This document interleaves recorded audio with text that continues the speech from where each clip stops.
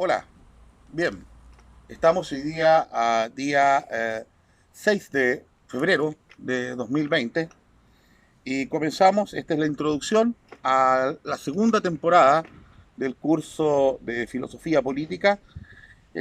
Tal como hemos venido avisando y hemos venido diciendo, el curso en esta segunda parte va a entrar efectivamente en lo que es más la ciencia política y la teoría política, y vamos a ir dejando un poco de lado, aunque no siempre del todo, los fundamentos más filosóficos, puesto que en la medida que vamos tocando los temas de la teoría misma, siempre se van sobreponiendo los temas filosóficos, políticos, pero más políticos que filosóficos, no como en la primera parte del curso, que fue efectivamente de lo más filosófico puramente tal, digamos, ¿no? De los fundamentos, no solamente éticos, estéticos, sino que los fundamentos ontológicos, e incluso en algún minuto, en la parte del curso vimos los fundamentos metafísicos. Un buen entorno Villa Alemana, un buen entorno aquí en el patio interior de la casa nuestra, digamos, ¿no? Me pareció que es un buen lugar en febrero, aquí con la naturaleza, el verdor, poder hablarle a ustedes. Hay que aprovechar la naturaleza, digamos, eh, que es la obra perfecta de Dios, pues, como hemos dicho tantas veces. Bien, entonces, ¿cuál era la idea del curso? La idea del curso era primigeniamente que los alumnos que están siguiendo esta parte, digamos, esta, esta secuencia de clases, que pudiesen tener un fundamento y los elementos para poder argumentar frente al debate falaz, al artero y al sofisma de izquierda, poder trabajar ese relato, esa verborrea de izquierda panfletaria, lleno de sin sentido, pero que al oído suena muy bien y que atrae mucho a la gente. Por un lado, el ofertón social y por otro lado, una serie de verdades de perogrullo, y entre medio, entonces, el engaño y la falacia, digamos, ¿no? Ese es el tema. Entonces, vamos a apagar el teléfono celular, así en vivo aquí como estamos. Entonces, sí, no. Bien, entonces la idea de esta parte es poder establecer los elementos que a usted, joven, a usted señorita, a usted señor, le permitan tener más fundamentos, más elementos, más argumentos para contrarrestar, como decía, toda esta discursiva, esta prosapia que tiene la izquierda, estulta, a veces insulsa, ¿no? Y que, sin embargo, usted, por falta de formación, por falta de lectura también hay que decirlo, digamos que la derecha es mala para leer, especialmente temas de esta naturaleza. Las cosas por su nombre, la juventud derecha es mala para leer. Son contados con los dedos de la mano los jóvenes que sí se inclinan por literatura y meterse un poco más adentro en temas más escabrosos. Esta izquierda sabe que usted es de derecha, este es un tonto hueco que no sabe nada, así que nosotros le podemos decir cualquier cosa y lo damos vuelta. Y lo damos vuelta en presencia de los demás, entonces lo dejamos en vergüenza. No, que no le pase eso. Para eso es este curso que ya tiene sus primeras 15 videos, sus primeras 15 sesiones que están en YouTube, y ahora vendría esta segunda parte del curso que va a tratar un poco los principios de la democracia y qué se entiende por democracia. Ya les pasé en otra clase toda la batería de libros que estamos usando, que vamos a usar. Primigeniamente vamos a trabajar con la historia de la teoría política de Georges Sabine, que es un autor francés de mediados del siglo XX, que hace un muy buen trabajo, sí, de recopilación desde los inicios de la ciudad-estado y antes, pero que no, ya les comentaba que nos vamos a saltar un poco esos principios, digamos, ¿no? Para entrar directamente a la ciudad-estado, ¿ya? La ciudad-estado, ¿qué es la ciudad-estado? Bueno, entendamos que las ciudades, cuando están, se ven puestas, están fundadas en regiones que son muy difíciles desde el punto de vista de su topografía, de su geografía, funcionan como autarquías. Las comunicaciones de una ciudad y otra son muy difíciles, especialmente, por ejemplo, como sucede con Grecia, eh, especialmente la Grecia continental. Nosotros vamos a tener una infinidad de cadenas montañosas y en sus valles, dentro de estas muy delgados valles y entre muy altas cadenas montañosas, se van instalando ciudades. Entonces no es como en otras partes de Europa que son mucho más llanos, digamos, ¿no? En la cual usted dice, mira, yo me tomo el caballo y me voy a otra ciudad que está a 30 kilómetros y me demoro unas 2 horas, no sé, me imagino, qué sé yo. No, acá usted se demoraba varios días en ir de una ciudad a otra porque tenía que subir y bajar montañas. Y eso hace entonces que geográficamente exista una especie casi de determinismo. Yo no soy muy amigo de los determinismos, pero aquí sí se da. Determina el espacio geográfico, la situación propia de cada ciudad. Y estas ciudades entonces, por su aislamiento, funcionan como autarquías. Digamos que se gobiernan, se hacen a sí mismas y dependen de sí mismas, no de sus relaciones con los demás, en términos generales, digamos, ¿no? Baste ver que cuando vienen los temas más bélicos, sí se producen la, la unión y se forman los ejércitos de distintas ciudades-estado, digamos. Pero respecto al gobierno, respecto a lo que es la administración de la ciudad, la administración de estas polis, estas ciudades-estado, eh, va a ser fundamental entonces que entenderlas y analizarlas como si fueran una nación hoy día. Cada ciudad-estado termina siendo una especie de nación. Pasa con Micenas, pasa con Atenas, pasa con Olimpia, en fin. Por cierto que va a pasar también con Esparta. ¿Mm? Entonces van a funcionar como ciudad-estado ensimismadas, ¿ya?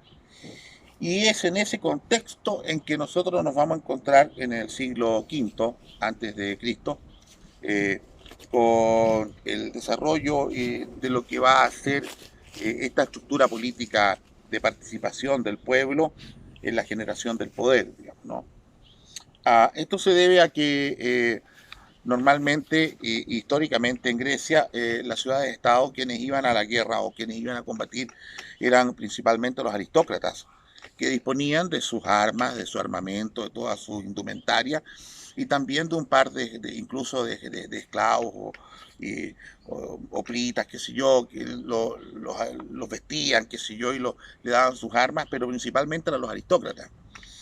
Sin embargo, frente a la invasión de las fuerzas persas, digamos, de los persas, particularmente Darío I y en específico la invasión de Jerjes, digo Jerjes porque Jerjes llega efectivamente al centro de lo que es la Grecia continental, Jerjes con su ejército, digamos, estos persas, digamos, que de persa tenían poco porque estaban constituidos por una serie de pueblos que van a llegar hasta lo más profundo de lo que hoy día nosotros llamamos la ruta de la seda. Un poco mojado la prueba. Bien, entonces decíamos que estos persas van a incursionar en lo que es la Grecia continental y con mucha fuerza, con un ejército de más de 100.000 hombres, y frente a eso no quedaba otra que las ciudades-estado se uniesen para combatir a estas fuerzas persas. Eh, y no solamente se uniesen, sino que también se pudiesen sumar todo el, todos los miembros de la poli, todos los ciudadanos. Todo el ciudadano que antes no iba a la guerra, hoy día va a la guerra a vencer esta, a esta guerra médica, digamos, que le llaman, porque es contra los medos. Medos se llaman pueblos medios del Asia, eh, de la estepa asiática, digamos, ¿no? Entonces, nos encontramos con que este pueblo participa en la guerra y va a, de alguna manera va a triunfar, digamos, los griegos sobre los persas en Salamina.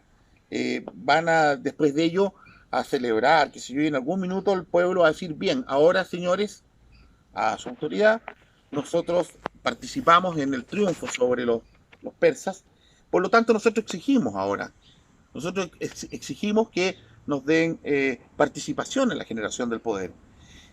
Y eso va a hacer que entonces comience a establecerse este concepto en la ciudad-estado de lo que es la democracia y las primeras instituciones políticas, digamos, ¿no? Entonces, la idea es que eh, todo ciudadano, no son ni los esclavos ni los extranjeros, no, los extranjeros ni los esclavos son ciudadanos. Los ciudadanos van a poder participar en la generación del poder. Y para ello van a existir una serie de instituciones que nosotros vamos a ver en la próxima clase detalladamente, porque nos va a permitir entender no solamente los ideales políticos griegos, sino la estructura de la ciudad-estado y por qué decimos entonces que efectivamente allí existía participación en la generación del poder. ¿Cómo se participa en la generación del poder? En ese caso es el poder gestionar directamente por un día, por un tiempo, no solamente ser parte del Consejo de los 500, no solamente porque esa es parte de toda la base que va a construir el nomos griego, que sería la eclesia, eso lo vamos a ver en detalle, así que no se asuste con la palabra, la eclesia, el nomo, el Consejo de los 500, en fin, los jueces, cómo opera el nomos, la ley en la ciudad-estado, digamos, ¿no? En este gobierno principalmente de Pericles. Eh, el fundamento histórico está principalmente escrito por Tucídides. Tucídides va a dejarnos a nosotros plasmado por puño y letra, digamos, ¿no? Las fuentes de todo esto que lo va a recoger también después con mucha intención Platón. Platón es el primero de los filósofos que se va a meter de manera muy fuerte en política, por tres razones. La primera razón es porque él considera que nunca debió haber tomado la cicuta Sócrates, que era su maestro, eh, entendiendo que la ley decía que tenía que tomarla y que Sócrates jamás, por su formación, iba a pasar a llevar la ley. Por lo tanto, aunque la ley estuviese equivocada, es decir, aunque el juicio fuese injusto y la condena fuese injusta, como era una condena que estaba supeditada por la ley, Sócrates la cumple para justamente no dejar un mal ejemplo.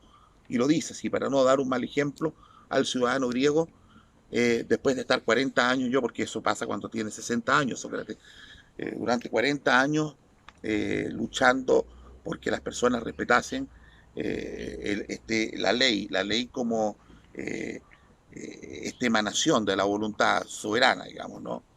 Eh, eso está plasmado hasta el día de hoy. Eh, entonces, va a Sócrates a morir por esto, y esto va a dejar muy marcado a Platón. Platón recoge todos los pensamientos de Sócrates y los escribe en diálogos, eso ya lo habíamos comentado. Y Platón va a ser en sus escritos políticos, que ya al final de su vida. Y eso es muy bueno, porque resulta que Platón va a tener toda su experiencia, todo el análisis filosófico, y va a tratar el tema de la política desde el aplomo que tiene el conocimiento a la edad avanzada, digamos, ¿no?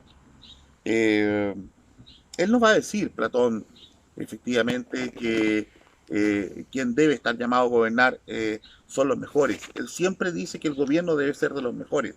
Él va a decir que el monarca es quien debe gobernar porque es el más virtuoso de los hombres, pero que siempre es preferible que no sea uno, sino que sean varios. Y ahí él va a hablar de la aristocracia. La aristocracia, hay un equívoco hoy día cuando hablamos de aristocracia. No es el concepto que tiene o que ha implantado el marxismo y el neomarxismo de hablar de la aristocracia como ese grupúsculo de gente burguesa que vive acomodadamente en una burbuja, que no entiende nada de nada, que se embebe en el apellido y en sus recursos y en su dinero, y entonces eso es aristocracia, mezclado con un elemento clasista. No, ese es un concepto de lucha de clases que instaló el marxismo, que es bastante falaz. Nos vamos a ir dando cuenta durante el curso de todas las falacias que nos ha ido instalando en la cabeza y a nosotros, a la sociedad, la teoría marxista, digamos. No, la aristocracia puesta por Platón es el gobierno de los mejores hombres. Y según él, el gobierno de los mejores hombres es entonces el gobierno de los más aptos, de los más virtuosos. Y son los más virtuosos los sabios. ¿Y los sabios quiénes son? Los filósofos. Por lo tanto, el gobierno de los filósofos. Eso lo mantiene él en una especie de utopía política. De hecho, él cuando cae la democracia y vuelve la tiranía en Grecia, en Atenas, él sale prontamente hacia lo que es la Magna Grecia, que hoy día va a ser la bota itálica, y se va a instalar allí, va a tratar al rey allí de seducirlo con esta idea que tiene él de gobierno. Prontamente no va a caer en gracia allí, también va a ser bueno, va a ser encarcelado, condenado a muerte, pero después es liberado y vuelve a Grecia, y su vida va a ser un ir y venir a muchos lados, muchos viajes que también son buenos porque van a servir para que él nos cuente cosas en sus escritos, eh, tratando él siempre de instalar este gobierno de los mejores, que es el ideal, es el ideal. Y es tan ideal eso, señora, señor, que cuando usted se va a las tribus y a los pueblos más arcaicos, quienes gobiernan al final del día es el Consejo de Ancianos. En los comanches, los huilliches, no sé dónde, perdón, los comanches, los apaches, especialmente los pueblos indígenas del norte de América, bueno, y en muchos lugares, digamos, usted, cosa que ha visto la historia de 2000 o 3000 años antes de Cristo hacia atrás, digamos, es el Consejo de los Ancianos el que toma las decisiones, porque esas sociedades ancestrales han reconocido en el tiempo la capacidad, el aplomo, el conocimiento, la sabiduría que tienen, sí, que tienen los pueblos más ancestrales, ¿ah? Y no así estas sociedades de esta llamada democracia neoliberal, esta democracia post-revolución francesa, que es una nueva democracia que no se debiese llamar democracia, debiese llamar demagogia, no sé qué nombre le podemos poner, porque con el índice de corruptela, que yo podríamos adjetivizar toda la tarde los motivos por los cuales no se debe llamar democracia. Pero nosotros estamos trabajando con la democracia como un concepto original, originario más que original, en esta Grecia del siglo V antes de Cristo. Y entonces Platón, para terminar un punto del aporte de Platón en esto, es que no solamente va a ser una relación entre las clases sociales, entre las virtudes y entre los trabajos o los tipos de oficio. Entonces va a decir que está la clase, los aristócratas, que van a ser los más prudentes, porque es una virtud que ordena la parte alta del alma, que es la mente, el pensamiento. Entonces vamos a tener como clase los aristócratas, que van a operar principalmente por la virtud de la prudencia y que su trabajo va a ser filósofos. ¿Se fija? La forma en que va a trabajar Platón esto. Eh, entonces va a decir que la virtud de la fortaleza está dedicada a los guerreros, y los guerreros, su labor es los guerreros, y esos son los ciudadanos y los soldados, como clase social, digamos, ¿no? Y por último, va a decir que la templanza es la virtud que corresponde a los artesanos, y que particularmente tiene que ver con eh, el hombre común, digamos, ¿no? Lo que más adelante vamos a ver nosotros del Estado llano. En fin, tenemos esta idea de Platón hablando de la democracia y de la participación de la persona humana desde la virtud. Aquí nos va a introducir entonces, para cerrar un poco el comentario, diría que es absolutamente introductorio, el concepto de que no podemos hablar de política, no podemos hablar de teoría política, no podemos hablar de gobierno si no hablamos de virtud política. Es un tema que lo voy a decir todas las clases, porque justamente el motivo por el cual usted hoy día siente, percibe evidentemente que todo, absolutamente todo se desmorona, y que en este país, por ejemplo, hoy día en febrero de 2020, estamos en un marasmo principalmente valórico, principalmente ético, principalmente relacionado con los aspectos más profundos de la persona humana, eh, el bien, la verdad y los valores eternos.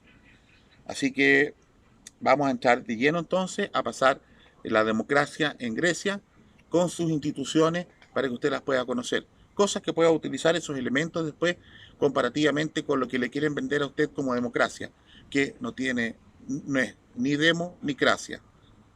¿Estamos? No gobierna el pueblo, no gobierna el pueblo no gobierna yendo cada 4 años a una urna y poniendo en un papel una cruz. Rechazo, apruebo, eso no es gobernar. Tampoco es sentar al ignorante, ¿ah?, o al corrupto en una mesa y decirle: usted es del pueblo, usted es un ciudadano, usted hoy día va a hacer una constitución. Cuando justamente, si seguimos el pensamiento platónico y de los grandes sabios de Grecia, quienes se deben sentar a gobernar y, por cierto, a gestionar la poli y, por cierto, a escribir las constituciones, son los sabios constitucionales. Ni siquiera los miembros de un parlamento, ni siquiera los miembros de un senado, ni nada, sino que los sabios constitucionales, los sabios en constitución, los sabios en derecho, los sabios en gestión pública, los sabios en la cosa pública, y no otros. Y los hay en Chile, por cierto que los tenemos, pues, muchos. Pero es justamente la ideología política de los partidos que quieren manejar eh, todo para obtener el poder, que no permiten que sea así. No se olvide usted que se gobierna para hacer que un pueblo y una nación crezca en términos materiales, en términos intelectuales y en términos espirituales, y no para ostentar el poder por el poder mismo, como le gusta tanto a las dictaduras marxistas, que utilizan las asambleas constituyentes para instalar esas dictaduras y poder aplastar a la gente de trabajo y a la gente que cree en el bien común. Muchas gracias.